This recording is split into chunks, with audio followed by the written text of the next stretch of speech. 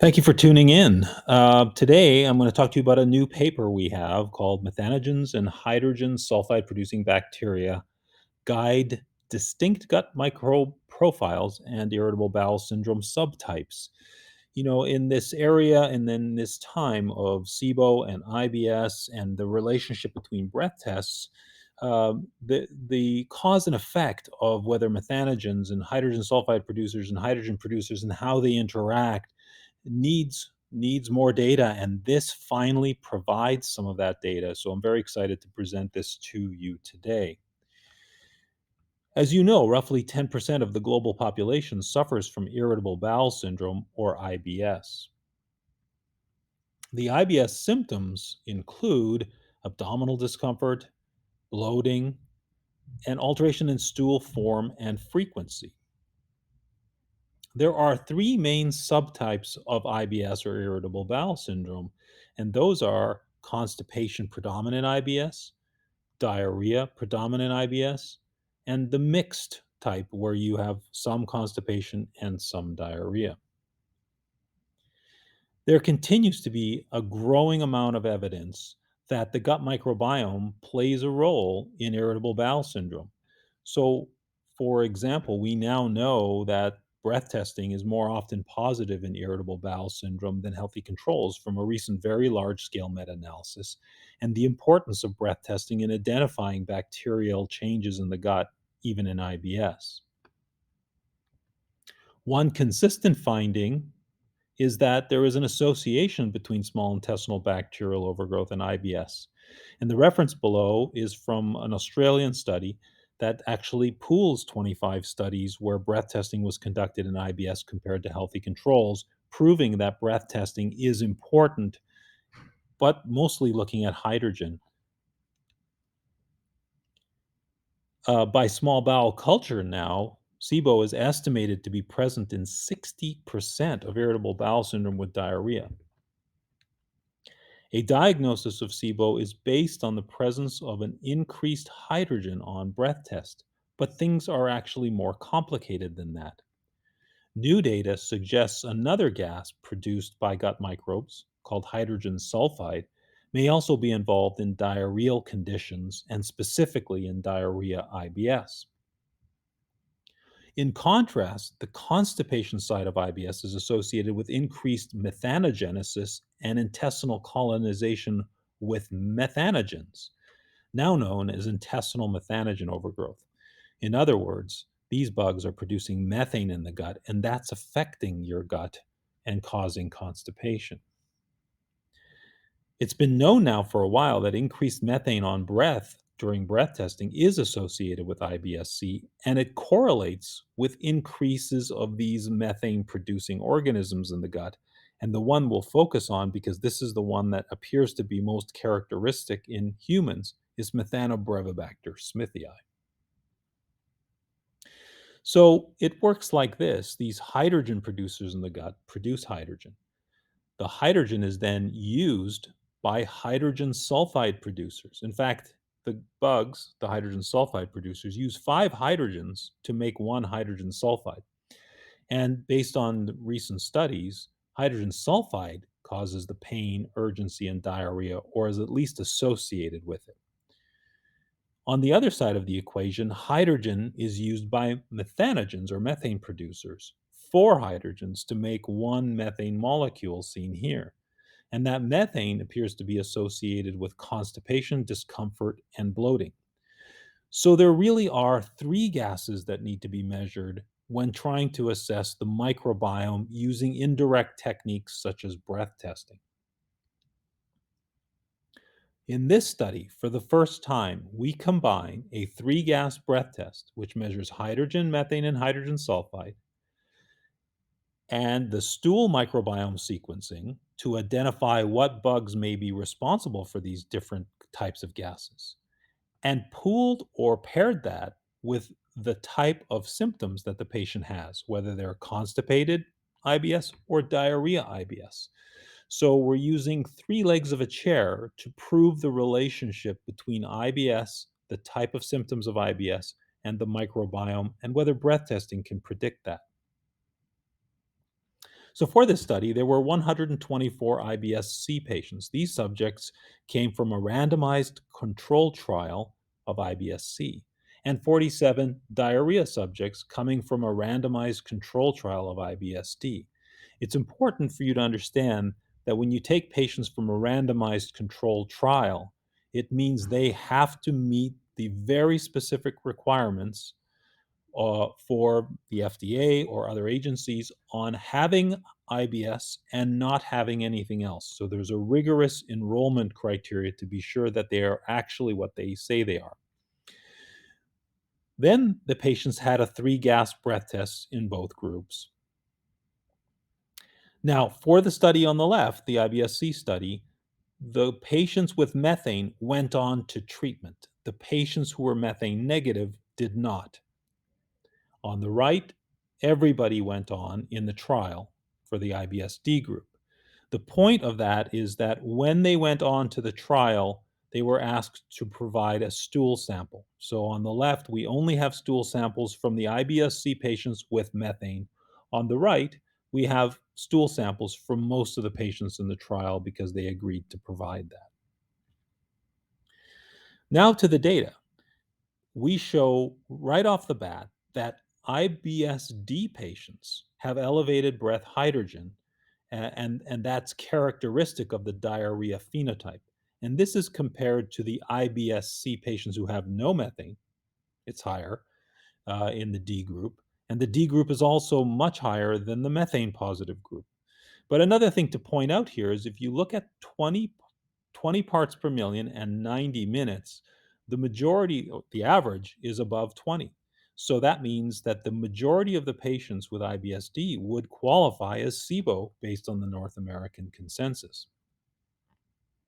Now looking at hydrogen sulfide, the new kid on the block gas, you can see that hydrogen sulfide is higher in the IBS-D group versus the constipation groups of methane or no methane. And finally, of course, if you're methane positive, you're methane positive. But the important part of this slide is that if you're an IBS-D patient, you really don't have methane almost ever. So it really shows a stark contrast that if you're constipated, you're likely to have methane. If you're a diarrhea IBS patient, you don't have methane almost ever.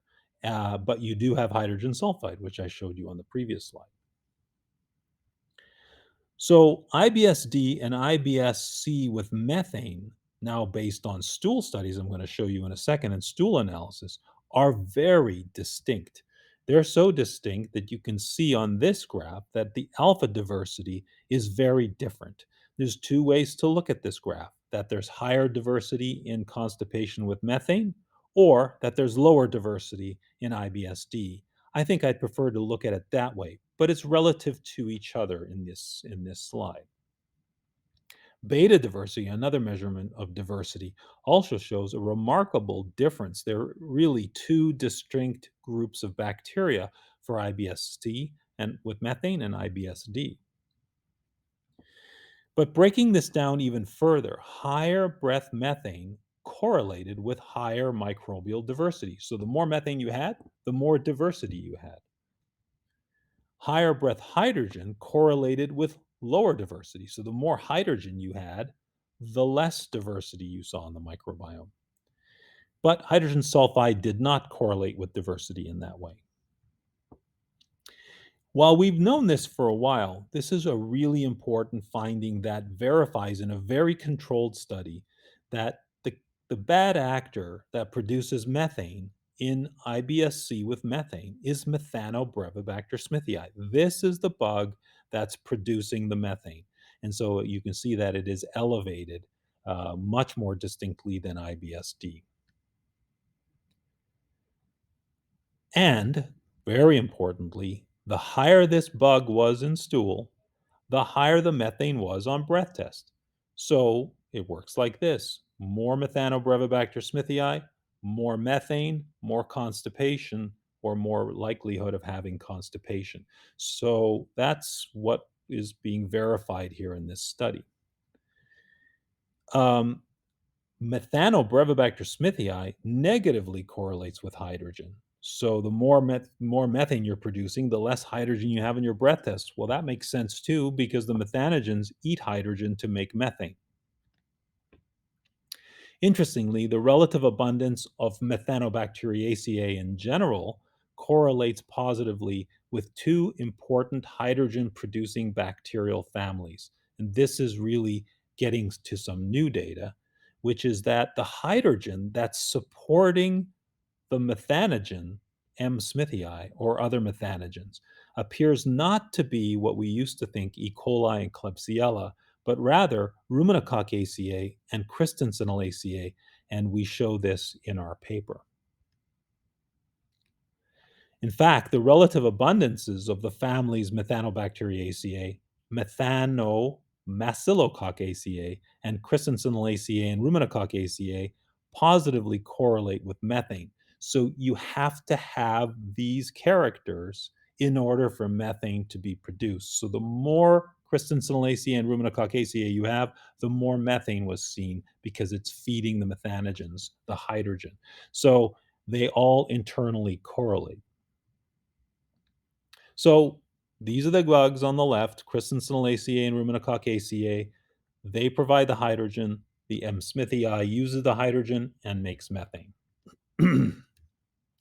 The relative abundance of the families Methanobacteriaceae, Christensenolaceae, and Ruminococcaceae also correlate with alpha diversity. So the point is the alpha diversity differences we saw in the beginning also correlated with these bacteria, including the hydrogen feeders for the methanogens. Now, flipping the coin, going to the IBS-D side, or the IBS-D subjects, they had a relatively higher abundance of hydrogen sulfide producing microbes in their stool. Hydrogen sulfide producing microbes produce hydrogen sulfide, and we do observe higher relative abundance of hydrogen sulfide producers from the genera Fusobacterium and Desulfovibrio in the IBS-D group. Also, the relative abundance of the family Fusobacteriaceae, which is a hydrogen sulfide producer, correlates positively with the hydrogen-producing Enterobacteriaceae, more than likely Klebsiella, E. coli, and those types of Enterobacteriaceae, which are known hydrogen producers. So, in the case of IBS-D, the Enterobacteriaceae produce the hydrogen. The hydrogen then fuels the Desulfovibrio and Fusobacterium that we're seeing, and then the production of hydrogen sulfide is seen, and that's correlating with diarrhea. What's interesting is when you look at in the group that had Fusobacterium, hydrogen sulfide, Enterobacteriaceae, when in those patients, the amount of the Methanobacter or the Methanobacteriaceae, Christensenolaceae, and Ruminococcaceae are down. So you're either up on all the methanogens or down on all the methanogens. So it really is, for the first time, when you're looking at IBS-D and IBS-C with methane, two sides of a coin. Finally, the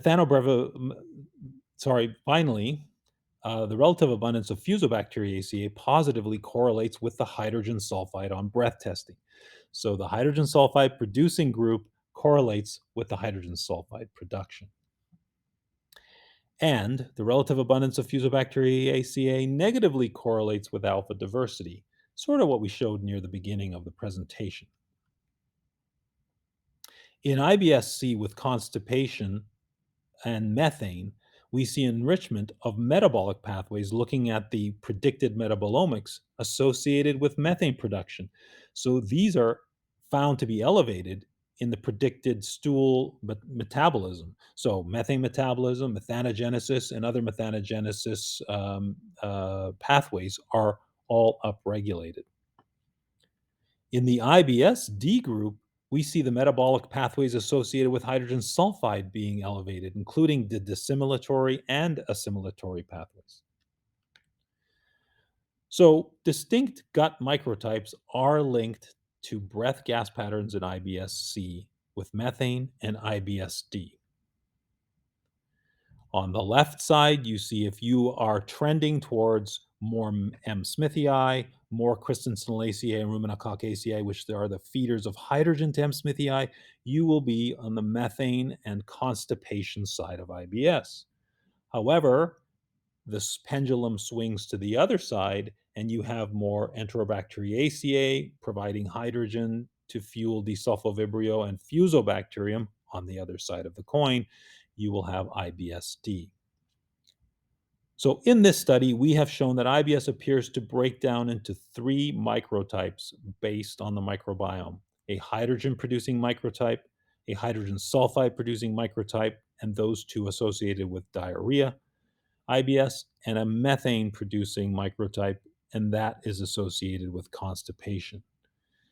Understanding these microtypes may lead to specific treatments based on the microtypes, and so we're very excited about this new data. I want to thank you for paying attention to this presentation.